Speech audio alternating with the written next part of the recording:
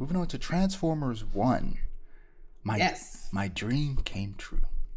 I've said several times on this podcast that Transformers on the big screen should return to animation. And I couldn't have been more right, because this movie was amazing. It was so good. You know, it tells the origin of Optimus Prime and Megatron. And it's just Transformers. It's just robots. It's all on Cybertron. There are no humans, which humans are core to the story of Transformers. But sometimes you just need Transformers story without them. And this is that. Brian Tyree Henry brings the emotion and energy of Megatron.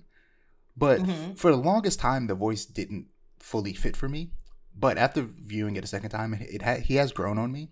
But also it helps that a lot of people compare his voice, the way it changes into Megatron, to Kratos, his original performance by T.C. Carson. Speaking of, and watching it again, I was like, I hear it, because I heard people say that on Twitter, and then I watched it and I was like, you know what, I hear it. There is a little bit of Kratos in there, and you know what, I like that. But Chris Hemsworth, on the other hand, was just perfect from the get-go. He's just great. He does the transition from Orion Pax to Optimus Prime across the film perfectly. He's really good. That's good. Bumblebee's played by Keegan-Michael Key, who is occasionally funny but mostly annoying. He just doesn't stop talking. And I've never been more excited for a character to receive a catastrophic injury like Bee losing his voice box. Lita One's played by Scarlett Johansson, and it's just Scarlett Johansson. Like, she's not bad, but like she's not doing anything special. It's just her.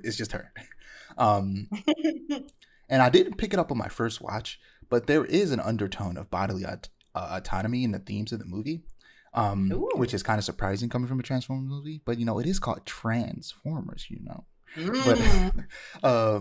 But yeah, which is honestly, like, thinking about it, and I'm like, they could go real far with this, because they really could. This isn't the first time they've done this, because from my understanding in the comics, RC is potentially trans and was born a male Transformer, but like transitioned into a woman. So like, they could actually have a lot of fun with the idea of like, there are these robots that can transform, and play with the idea of like gender identity and like being gender fluid and things like that. It could be real fun if they wanted to play with that idea some more.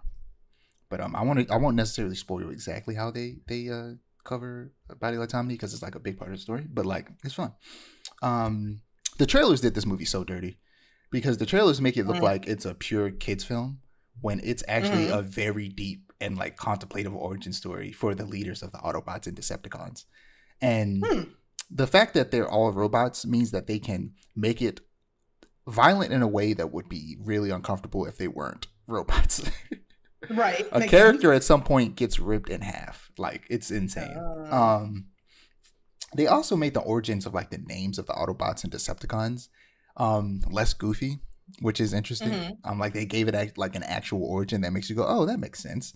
And yeah, like, if this movie does well enough, I imagine we'll probably get at least 2 more movies with only Transformers before they go to Earth in like a 4th movie.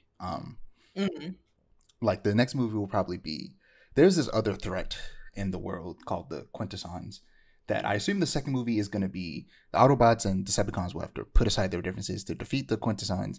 But then the third movie, once the Quintessons are gone at the end of the second one, the third movie is just going to be the all-out war between Decepticons and Autobots.